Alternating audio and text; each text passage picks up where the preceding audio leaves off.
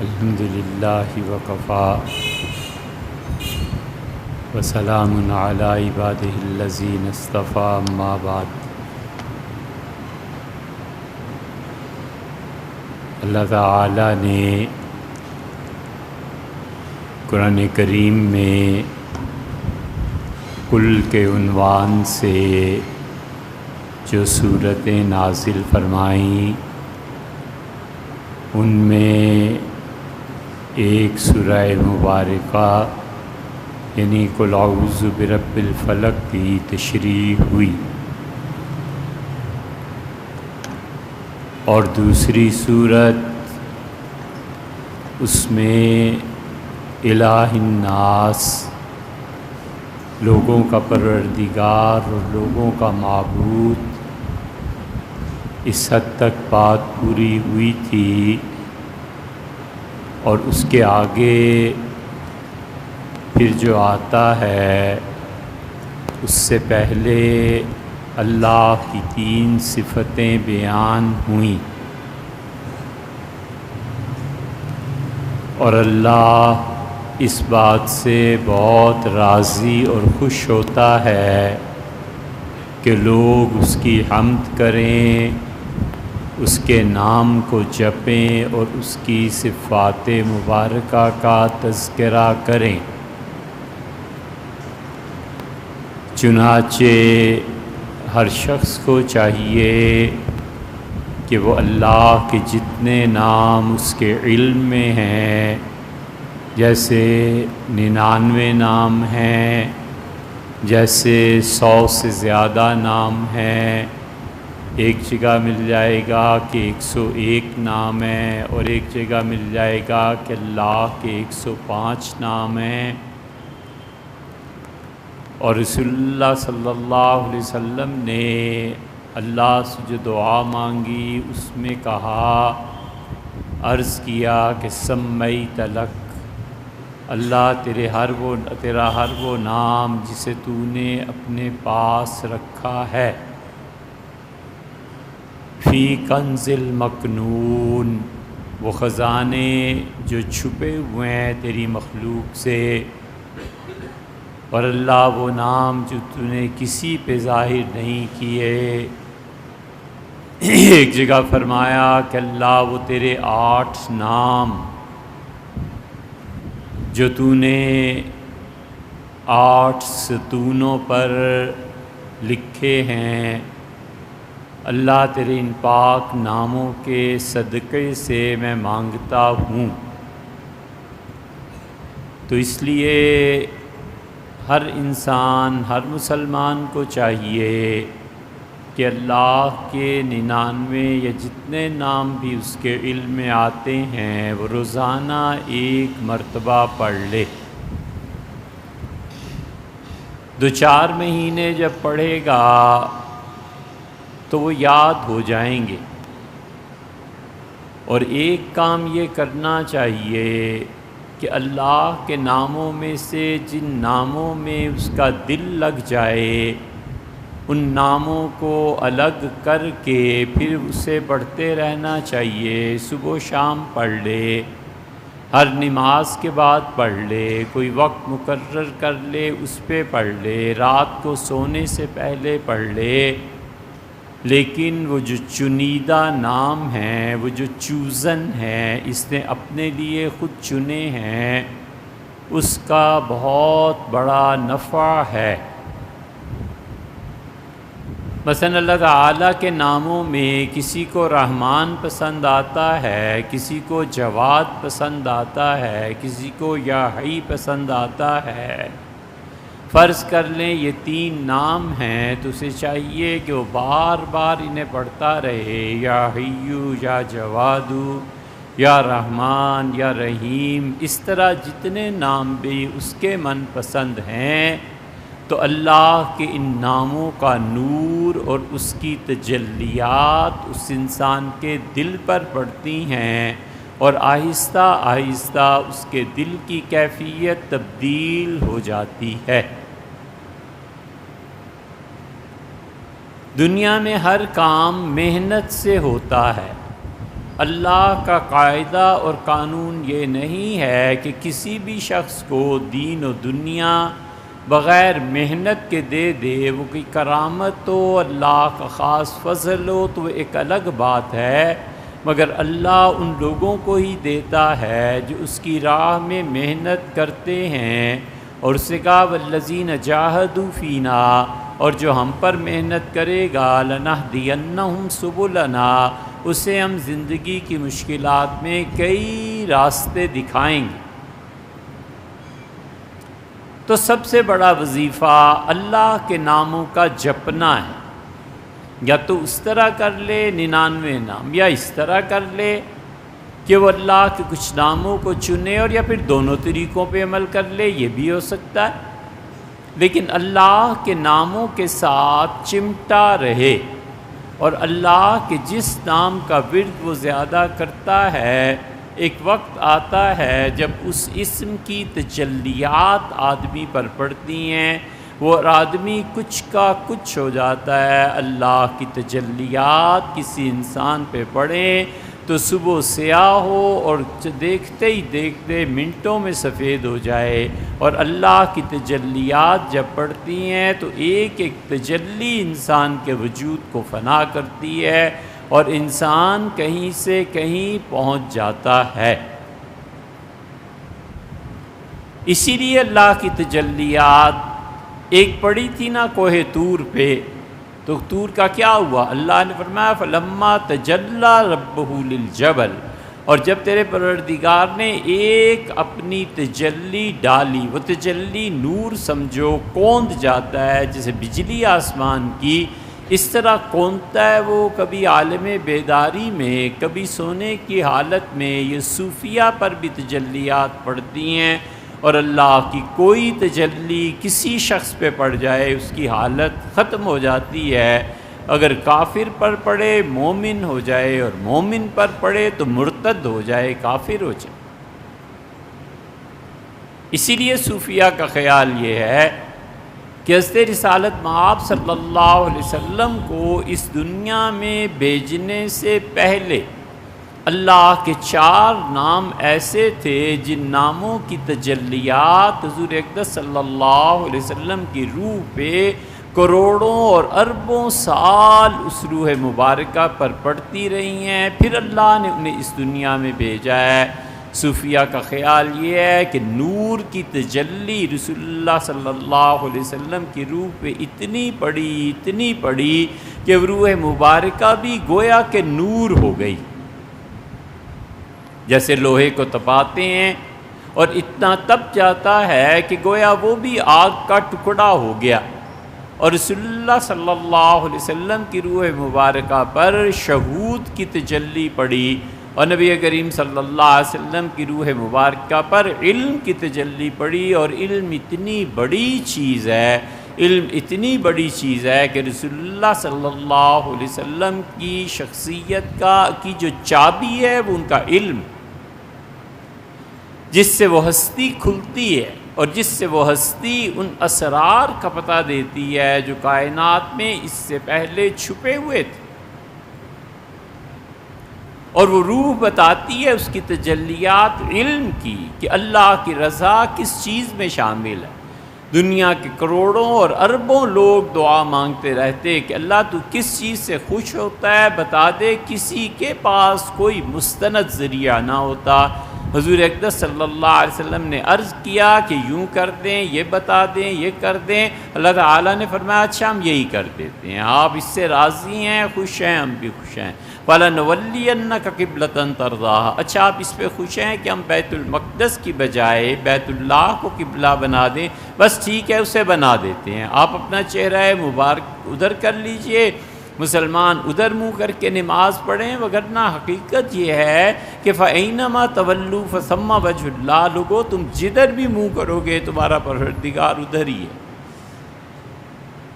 اَيْنَمَا تَوَلُّوا فَثَمَّ وَجْهُ، تم جدھر بھی منہ کرو گے تمہارا رب ادھر ہی ہے، آپ چاہتے ہیں قبلہ متعین کر دیتے۔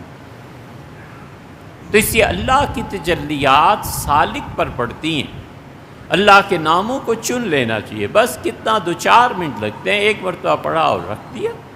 رات کو سونے سے پہلے ایک مرتبہ پڑھا اور رکھ دیا۔ یہ کام ہے جو کرنے کے۔ اللہ نے ان 3 تجلیات کا ذکر کیا اور اللہ نے فرمایا کہ یوں کہا کرو، رب الناس، پوری کائنات کے لوگوں کا پالنے والا، ملک الناس، لوگوں کا بادشاہ، الہ الناس، لوگوں کا منموہن، لوگوں سے محبت کرنے والا، لوگوں کا معبود، من شر الوسواس الخناس۔ 3 صفتوں کا ذکر کر کے گویا بندہ یہ کہتا ہے کہ اللہ تجھے تیری ان 3 صفتوں کا واسطہ ہے کہ من شر الوسواس، اے پروردگار شر سے پناہ میں لے لے، برائی سے پناہ میں لے لے، برے کاموں سے پناہ میں لے لے۔ کس کا شر ہے؟ کہاں سے آ رہا ہے؟ الوسواس، اس کا شر جو کہ وسوسے ڈالتا ہے۔ وسوسہ کہتے ہیں عربی زبان میں ایسی بات کو جس کا دین اور دنیا کوئی نفع نہ ہو۔ وسوسہ کہتے ہیں عربی زبان میں اس چیز کو جس کا کہیں بھی کوئی نفع نہ ہو۔ وسوسہ کہتے ہیں عربی میں وہ قول اور فعل جس کا نہ دنیا میں کوئی فائدہ نہ آخرت میں کوئی فائدہ۔ تو شیطان وسوسے کی جمع ہے وساوس، لوگوں کے دلوں میں وہ خیالات پیوست کرتا ہے، ڈال دیتا ہے دل میں جس کا کوئی فائدہ نہیں ہے نہ دین میں نہ دنیا میں۔ اس آیت کریمہ سے پتہ چلتا ہے کہ شیطان اصل حرکت جو کرتا ہے وہ لوگوں کے خیالات کو بہکانے کی، لوگوں کے خیالات کو گمراہی کی طرف لے جانے کی اور لوگوں کے خیالات کو خراب کرنے کی۔ اسی لیے رسول اللہ صلی اللہ علیہ وسلم نے فرمایا جس شخص نے اپنے خیالات کی حفاظت کی اور جس شخص نے اپنی زبان کی حفاظت کی اور اس کے ارد جو کچھ ہے، اور جس نے اپنے پیٹ کی حفاظت کی اور اس کے ارد گرد جو کچھ ہے، وہ جنت میں چلا گیا۔ اس لیے بتایا کہ سوچ کو درست کرے۔ انسان اس وجود کا نام نہیں ہے، انسان اس سوچ کا نام ہے جو کچھ کے بھی وہ سوچتا ہے۔ شر کے پہلو کو سوچتا ہے وہ شریر ہے، خیر کے پہلو کو سوچتا ہے وہ خیر والا ہے۔ حضور اقدس صلی اللہ علیہ وسلم نے فرمایا مفتاح للخیر، چابی بن جاؤ اور ویسی چابی بن جاؤ جو خیر کے دروازوں کو کھولے۔ اور آپ نے فرمایا تم میں اچھا انسان وہی ہے جو خیر کے دروازے کو کھولنے والا بنے، اور فرمایا کہ دیکھو چابی بن جاؤ اور شر پہ وہ تالا لگا کے اس کی چابی بن جاؤ کہ شر تمہاری وجہ سے نہ پھیلے اور خیر تمہاری وجہ سے پھیلے۔ اسی لیے ہم اہل سنہ کا عقیدہ ہے اور گمراہ فرقوں کا بھی عقیدہ ہے۔ ہم اہل سنہ کا عقیدہ ہے کہ گناہ نیکی کو برباد نہیں کرتے۔ ایک آدمی اگر نماز پڑھتا ہے تو اس کی نمازیں اللہ کے ہاں قبول ہو گئیں، اب وہ شراب پیتا ہے تو اس کا شراب پینا اس کی نماز کی قبولیت میں کوئی فرق نہیں ڈالتا۔ اللہ ایک مرتبہ جس نیکی کو قبول فرما لے پھر اسے رد نہیں کرتا۔ ہاں یہ ہوتا ہے نیکی گناہ کو برباد کر دیتی ہے، مٹا دیتی ہے، ختم کر دیتی ہے۔ اس کے برعکس الٹا نہیں ہوتا، کیونکہ گناہ ایسا ہو جائے کہ انسان کی نیکیاں ختم ہو جائیں، اللہ ان چیزوں کو قبول ہی نہیں کرتا جس کے بارے میں اسے علم ہے کہ بعد میں اس انسان نے یہ حرکت کرنی ہے تو اس کے لیے تو کچھ لکھنا ہی نہیں۔ اسی نیکی میں اضافہ کریں۔ اسی لیے فرمایا کہ تم جانتے ہو ایمان کی چوٹی کیا ہے، پھر فرمایا لا الہ الا اللہ، اور فرمایا اس کا دامن، اس پہاڑ کا میدان کیا ہے، اس نیکیوں کے پہاڑ کا، اور پھر فرمایا کہ اماطۃ الاذی عن الطریق، راستے میں وہ چیز جو کسی کو نقصان پہنچائے، پتھر کوئی چیز سے ہٹا دینا، یہ سب سے ادنا درجہ ہے تمہارے ایمان کا، یعنی تمہاری شرافت۔ اس لیے شیطان ایسے وسوسے ڈالتا ہے انسان کے ذہن میں کہ آدمی اس کے پیچھے چل پڑے۔ اس سے زیادہ طاقت اس کی نہیں ہے۔ آرائش دکھاتا ہے، زیبائش دکھاتا ہے، جھوٹے وعدے کرتا ہے، اللہ نے قرآن میں 3 جگہوں پہ اس کا ذکر کیا ہے۔ اللہ تعالیٰ نے عمومی زندگی کا ذکر کیا ہے، روز مرہ کی زندگی کا ذکر کیا ہے، اور اللہ نے فرمایا ہے کہ شیطان اس کے دماغ میں یہ ڈالتا ہے، اذ قال للانسان اکفر، انسان کو کہتا ہے کہ کفر کر، اللہ سے بغاوت اور سرکشی اختیار کر۔ ایک ہوتی ہے غفلت، اور ایک ہوتی ہے سب سے پہلے سستی، پھر ہوتی ہے غفلت۔ یہ سستی معصیت ہے، اور پھر غفلت ہے، اور اس کے بعد بغاوت۔ بغاوت تک پہنچانے کے لیے شیطان اس کے دماغ کو استعمال کرتا ہے۔ اللہ نے فرمایا، وہ کہتا ہے وہ بات سوچ، وہ بات ذہن میں لا جو تجھے کفر تک لے جائے، اللہ کا انکار، اس کی صفات طیبہ کا انکار، شرک کرنا، حضور اقدس صلی اللہ علیہ وسلم پر اعتراض وغیرہ وغیرہ۔ اور اللہ نے فرمایا فلما کفر، اور جب انسان کفر کی حرکتیں کرتا ہے، اذ قال للانسان اکفر، وہ کہتا ہے انسان سے کہ کفر کر، فلما کفر، اور جب انسان کفر کی روش اختیار کر لیتا ہے، کفر کا جملہ بکتا ہے، قال انی بریء منک، وہ کہتا ہے میں تجھ سے، تیری اس بات سے بیزار ہوں۔ خود ہی کفر کے جملہ سکھایا۔ جب انسان کافر ہو گیا، مرتد ہو گیا، اللہ نے فرمایا قال انی بریء منک، کہتا ہے میں بیزار ہوں یہ جو تو کفر بک رہا ہے، انی اخاف اللہ رب العالمین، میں اللہ سے ڈرتا ہوں جو تمام کائنات کا پروردگار ہے۔ اسے اتنا تو پتہ ہے نا کہ اللہ کا وجود، اللہ کی حیثیت اور اللہ کی گرفت اور اس کے انعامات عمومی زندگی میں یہ کفر کے خیالات آتے رہتے۔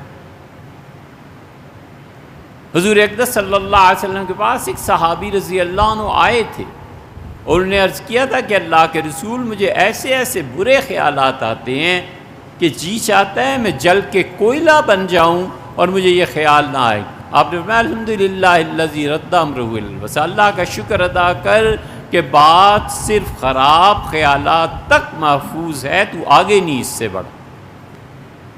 علاج اس کا یہی ہے کہ انسان ان چیزوں کی طرف توجہ ہٹا لے۔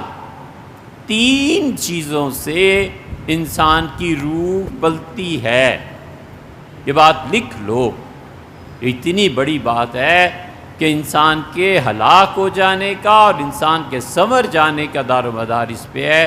3 چیزیں ایسی ہیں، ایک انسان کی زبان ہے، انسان جو زبان استعمال کرتا ہے خیالات میں پہلے آتی ہے، پھر زبان سے اس کا اظہار ہوتا ہے، گندی بات سوچے گا، گندا جملہ کہے گا۔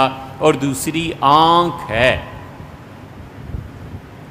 عورت موت تک آخری گناہ جو وہ کر سکتی ہے زبان ہی، روح نکل رہی ہے، دم نکل رہا ہے، غیبت نہیں جاتی، تنقید نہیں جاتی، کوسنا نہیں جاتا، گالیاں نہیں جاتی، اور مرد مرتے مر جائے اپنی آنکھ کا غلط استعمال اس پہ قابو نہیں پاتا۔ یہ اس کا آخری گناہ، یہ اس کا آخری گناہ، اور اس کے بعد موت آ جاتی ہے۔ اور تیسری چیز سننا ہے، جو آدمی ان 3 چیزوں پر قابو پا لے اور اپنی زبان کو صحیح استعمال کرے اور اپنی آنکھوں کو اور اپنے کانوں کو، تو روح کو غذا ملنی ان 3 چیزوں سے ہے، پھر غلط خیالات کیسے آ جائیں گے؟ اسی لیے رسول اللہ صلی اللہ علیہ وسلم نے جہاں کہا کہ اپنی نگاہ کی حفاظت کرو، فرمایا جس طرح تم اپنی نظر کی حفاظت کرتے ہو، مسند احمد میں فرمایا اپنے کانوں کی حفاظت کرو۔ کیوں ایسی بات کو سنے جس کے بعد مصیبت اور پریشانی ہو؟ پتہ ہے کس انسان نے فون کرنا ہے اور ضرور کوئی فساد کی بات کرنی ہے، تو ضرورت کیا ہے اس فون کو سننے کی؟ پتہ ہے کہ اس کی صحبت میں سوائے غیبت اور برائی کے کچھ نہیں ملنا، تو ضرورت کیا ہے بیٹھنے کی؟ ہر جگہ نہ اظہار کرے، لیکن اپنے آپ کو بچائے۔ جب پتہ ہے کہ وہاں جاؤں گا تو کوئی نہ کوئی ایسی چیز دیکھنے میں آئے گی جس سے روح کو تکلیف ہو یا گندگی اور بری چیز اندر چلی جائے، تو ضرورت کیا ہے وہاں منہ مارنے کی؟ آدمی خود سوچے۔ اس لیے روح کو غذا ان 3 چیزوں سے ملتی ہے۔ حضرت نظام الدین اولیاء رحمۃ اللہ علیہ نے فرمایا کہ جب میں پاک پتن پہنچا حضرت فرید الدین مسعود رحمۃ اللہ علیہ سے بیعت کے لیے، تو حضرت نے مجھ سے بیعت میں یہ الفاظ دہرائے اور کہے اور فرمایا کہ میں توبہ کرتا ہوں اللہ ان تمام گناہوں سے جنہیں میری زبان نے جنم دیا، جو میں نے آنکھوں سے کیے اور کانوں سے۔ کمال کی بیعت کی کہ وہ جانتے تھے یہ تینوں ذرائع انسان کی روح کو دبوچ لیتے ہیں، اچھی بات کہے، اچھا سنے، اچھا دیکھے، آہستہ آہستہ روح ادھر کو چل پڑتی ہے۔ من شر الوسواس الخناس، فرمایا ایسا جو وسوسے ڈالتا ہے تو پہلا تو یہ عمومی زندگی میں ہوتا ہے، اور دوسری مرتبہ شیطان نے ان خیالات کو منتشر کیا اور بدر میں آ گیا، اور بدر میں آ کے اس سے کہا کہ انی جار لکم، ابو جہل اور ان لوگوں کے ساتھ، اور اسے کہا میں تمہارا مددگار ہوں، چڑھ دوڑو ان پہ، میں تمہارا ہمسایہ ہوں، میں تمہاری پشت پناہ ہوں۔ فلما رہا، اور جب اس سے دیکھا کہ اوہ میرے سامنے تو جبریل امین آ گئے ہیں مسلمانوں کے لشکر میں، قال انی بریء منک، اس سے کہا نقص علی عقبیہ، اللہ فرماتے ہیں ان کو آگے کر کے بھاگا شیطان اپنی ایڑیوں کے بل پیچھے، اس کی نظر پڑ گئی نا جبریل امین پہ، وہ جانتا تھا کہ پھر اب میرے لیے کیا ہو سکتا ہے۔ اللہ نے فرمایا نقص علی عقبیہ، وہ بھاگا پیچھے کی طرف، اور اس سے کہا کہ یہ جو تم کر رہے ہو میں اس کا ذمہ دار نہیں ہوں۔ اسی لیے انسان کو گناہ کا وسوسہ دلاتا ہے، شیطانی سکھاتا ہے، برے کاموں کی تلقین کرتا ہے۔ اللہ نے فرمایا یامرکم، شیطان تمہیں حکم دیتا ہے کہ فحاشی اور عریانی کے کام کرو، ویعدکم الفقر، اور دوسری طرف تمہیں ڈراتا ہے کہ اللہ تمہیں پیسہ نہیں دے گا، تم غریب ہو جاؤ گے، اور پیسہ نہ خرچ کرو، پیسہ اللہ کی راہ میں خرچ کرو گے یہ بہت حرکت ہے، نامناسب یہ نہ کرو، اور فحاشی کرو۔ حالانکہ کوئی سوچے کہ فحاشی کے عمومی طور پر کام پیسے ہی کی بنیاد پہ تو ہوتے ہیں۔ 3 اور 4 ہزار والے فون والے نے کیا کرنا ہے، کیا دیکھنا اور کیا سننا ہے، اور 1.5 لاکھ، اور اب آیا ہے ایک فون 4.25 لاکھ روپے کا، اب وہ 4.25 لاکھ ہوں گے تو کچھ دیکھے گا اور سنے گا نا۔ کسی بڑے باپ کا بیٹا، دولت کا بے دریغ استعمال، حرام کی آمدنی انہی چیزوں پر لگتی ہے۔ اور شیخ عبد القادر جیلانی رحمۃ اللہ علیہ فرماتے تھے کہ تم بات کرتے ہو کشف اور کرامتوں کی، میں تمہاری خریداری، بیچنا خریدنا دیکھ کے پہچان لیتا ہوں کہ یہ مال حرام کا ہے یا حلال کا۔ اس لیے دوسری مرتبہ غزوہ بدر میں اس نے کہا میں اللہ سے ڈرتا ہوں، اور بھاگ کھڑا ہوا۔ اور تیسری مرتبہ جب یہ کائنات ختم ہو جائے گی، اللہ نے فرمایا کہ شیطان جہنمیوں سے کہے گا، جہنم میں اپنے ماننے والوں سے کہے گا کہ آج میں اور تم ایک دوسرے کی فریاد کو نہیں پہنچ سکتے، نہ تم میرا عذاب کم کر سکتے ہو نہ میں تمہارا عذاب کم کر سکتا ہوں، الا ان دعوتکم، میں نے دنیا کی زندگی میں تمہیں خدا کی نافرمانی کی دعوت دی تھی، ایک طرف دعوت اللہ نے دی تھی، دوسری طرف دعوت میں نے تمہیں دی تھی، فاستجبتم لی، تم میری دعوت پہ زندگی گزارتے رہے، اس کے مطابق چلتے رہے، اور آج ہم ایک دوسرے کی کوئی مدد نہیں کر سکتے، میں اللہ سے ڈرنے والا ہوں۔ اور یہ کہہ کے وہ اپنی تقریر ختم کر دے گا، اور لوگ اس پہ لان تان کریں گے، وہ کہے گا مجھے کیوں ولا تلومونی، مجھے کیوں گالیاں دیتے ہو، ولوموا انفسکم، اپنی جان کو اپنی روح کو گالیاں دو، میں نے تو تمہیں بلایا تھا اور اللہ نے بھی بلایا تھا، تم نہ آتے میری طرف، آئے ہو نا جان بوجھ کے۔ یہ انسان کا اختیار ہے، اگر انسان کا اختیار نہ ہوتا تو پھر پاگلوں جیسی باتیں۔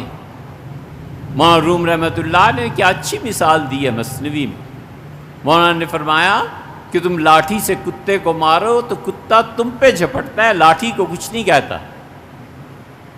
یہی حال شیطان کا ہے، وہ کہتا ہے میں نے تمہیں دعوت دی تھی، میں نے اپنی طرف بلایا تھا، نہ آتے، تم اپنی مرضی اور اختیار سے آئے، اور یہ اختیار سے جو آئے تھے اس کا عذاب اب تم پہ پڑ رہا ہے، تم نے بھی بھگتنا ہے، میں نے بھی بھگتنا ہے۔ تو اس لیے وسواس، وہ جو وسوسے ڈالے، وہ جو خراب کاموں کی رغبت دے، اور ہے وہ کیا؟ خناس۔ خنس عربی زبان میں کہتے ہیں چھپ جانے کو۔ فلا اقسم بالخنس، میں قسم کھاتا ہوں ان ستاروں کی جو ستارے چھپ جاتے ہیں۔ خنس، چھپ جانے والی چیز۔ اللہ نے کہا میں قسم اٹھاتا ہوں ان کی جو دن کو چھپ جاتے ہیں اور رات کو طلوع ہو جاتے ہیں۔ یہ مفسرین نے لکھا ہے کہ 5 سیارے بہت نمایاں ہوتے ہیں آسمان۔ اب تو وہ رواج نہیں رہا، ہوتا تو ہم بتاتے یہ 5 ستارے آسمان پہ کہاں کہاں واقع ہوتے ہیں۔ بہت تیز چمک ہوتی ہے ان، زہرہ، زحل، عطارد، مریخ، یہ 5 ستارے، زہرہ، زحل، عطارد، مریخ اور مشتری، بہت نمایاں ہوتے ہیں، رات کو نظر آتے ہیں۔ مریخ تو سرخ سیارہ، آسمان کا جلاد، وہ بالکل جب چڑھتا ہے تو بہت واضح طور پر سرخ ستارہ نظر آتا ہے۔ اور یا پھر اللہ نے قسم کھائی ہے ان 5 کی کہ فلا اقسم بالخنس، میں ان 5 کی قسم کھاتا ہوں جو دن کے وقت ان کی روشنی زائل ہو جاتی ہے اور رات کو ابھر آتی ہے۔ اللہ نے اس کی قسم کھائی، خنس کا لفظ استعمال کیا۔ تو خناس کہتے ہیں اس کو جو چھپ جائے، یعنی شیطان وسوسہ ڈالتا ہے، تمہیں برائی پر آمادہ کرتا ہے، تمہارے دل میں غلط چیزیں ڈالتا ہے، اور جب تم آمادہ ہو جاتے ہو اس گناہ کے لیے، اس چیز کے لیے، تو پھر چھپ جاتا ہے۔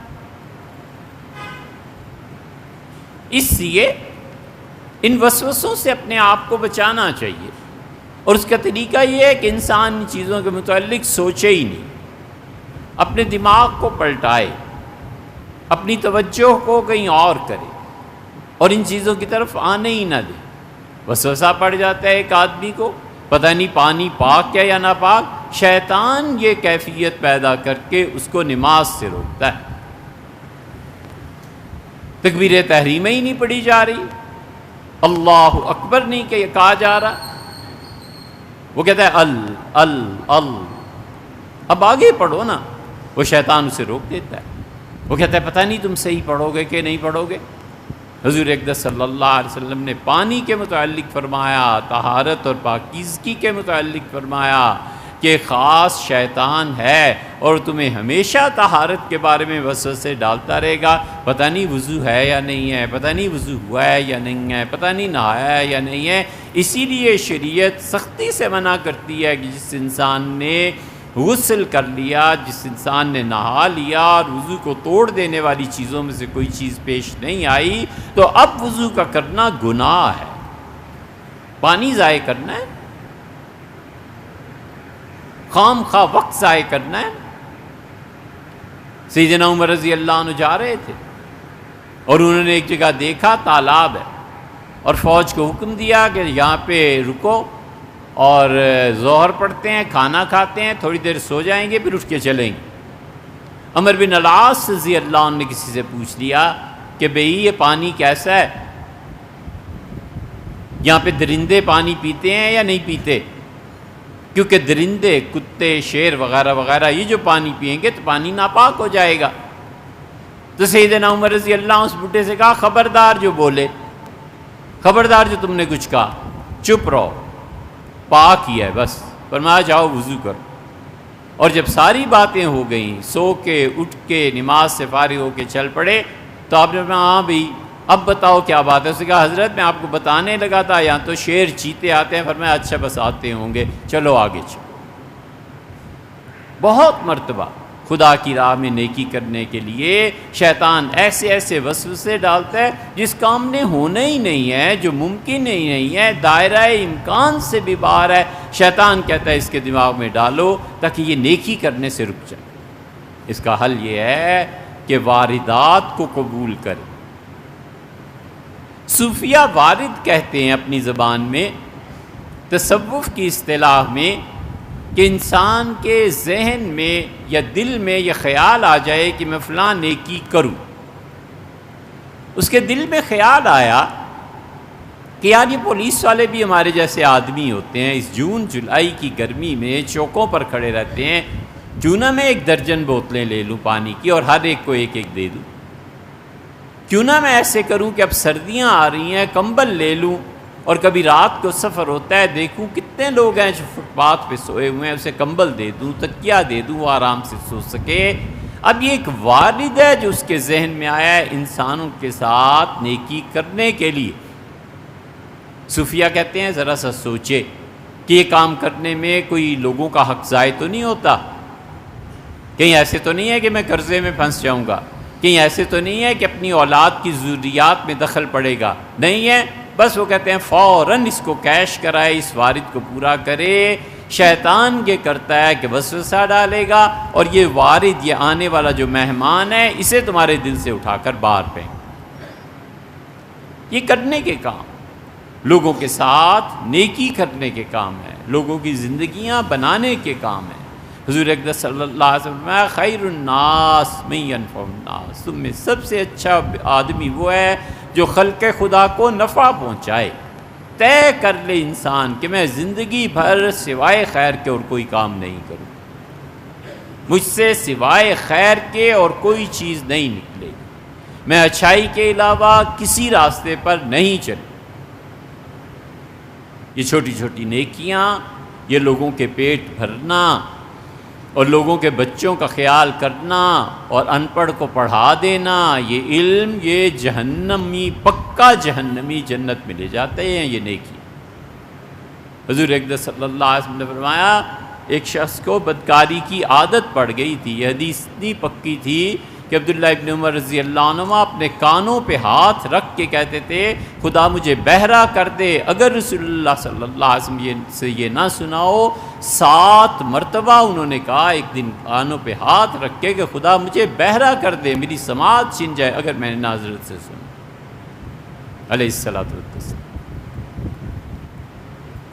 تو عادت اسے پڑ گئی تھی. تو ایک رات کو نکلا اور اس ایک کو دیکھا کپڑوں میں ملبوس، یعنی جو اس زمانے کا پردہ تھا، تو اس سے بات کی اور اس سے 60 روپے پہ طے کیا. اور جب وہ ٹھیک اس حالت میں پہنچا تو اس نے اس کے چہرے کو دیکھا، اس سے آنسو ٹپک رہے تھے. تو ہٹ گیا اور اس سے پوچھا کیا بات ہے، میں نے تمہیں مجبور کیا ہے؟ اس نے کہا نہیں. اس نے کہا تم اپنی خوشی سے آئی ہو؟ اس نے کہا خوشی کیا، بس تم کرو جو کرنا ہے. اس نے کہا نہیں یہ نہیں ہو سکتا، تم پہلے بتاؤ رو کیوں رہی ہو؟ اس نے کہا خدا کی قسم میرے گھر میں میرے بچوں کے لیے منہ میں ڈالنے کو ایک لقمہ بھی ہوتا نا تو میں یہ منہ کالا نہ کروں. اس سے 60 روپے نکال کے اس کے ہاتھ پہ رکھ کے اس نے کہا بی بی چلی جا، میرے کرنے کو اور بتیری ہیں، تو تیری جیسی نیک اور پاک عورت میں نہیں چاہتا. رسول اللہ صلی اللہ علیہ وسلم نے فرمایا اللہ اتنا خوش ہوا، اس نے فرشتوں سے کہا دیکھو میں اپنے اس بندے کو 3 دن کے اندر اندر موت دے دوں گا اور یہ کوئی برا کام اب نہیں کر سکے گا، اور میں نے اسے معاف کیا. جاؤ اور جا کر اس کے دروازے پہ لکھ کے آؤ کہ غفر اللہ للکفل، کفل نام کے آدمی کو اللہ نے معاف کر دیا. یہ نیکیاں ہیں، یہ کرنے کے کام ہیں. آنکھوں کو، زبان کو، سماعت کو، کانوں کو ان چیزوں میں لگائے تاکہ اس چھپ جانے والے کے شر سے بچے.